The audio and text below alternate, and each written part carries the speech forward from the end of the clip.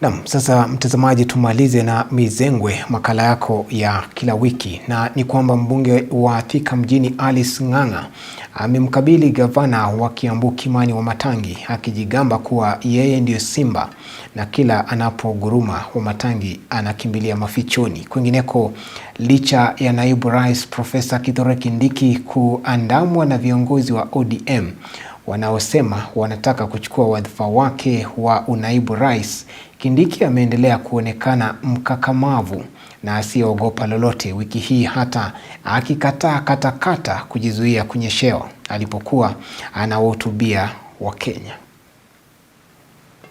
Mama Simba oye! Mama Simba oye! Tuanzie kaunti nambari 20. Hapa siasa za nani atakalia kiti cha ugavana ifikapo mwaka wa 2027 zimepamba moto.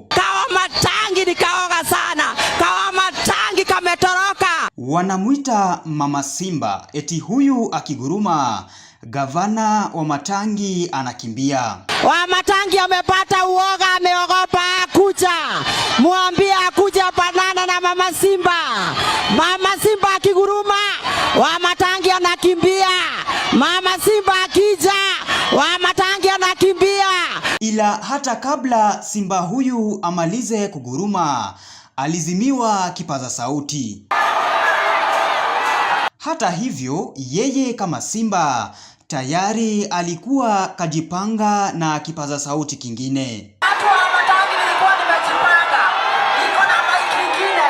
Mimi ni mdadri. Huyu anapoendelea kuguruma upande huu, upande mwingine wa ndani wa Kindiki wametoa makucha tayari kupambana na yeyote anayekimezea mate kiti cha unaibu rais. Huyu profesa na hiyo kiti ya deputy, huyu ni wetu na nobody can tunya us.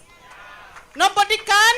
Wanasema kosa sio kosa, bali kurudia kosa ndiyo kosa.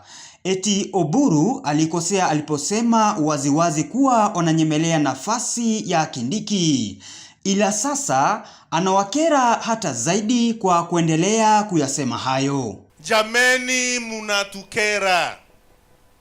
Munatukera. Mheshimiwa Oburu, unatukera. Ulisema ukiwa pale Mombasa tukasikia. Kwa nini urudie tena na tena na tena? Wacha kukera sisi. Lakini ni kama haya yote hayamtishi Kindiki. Wachana na hiyo.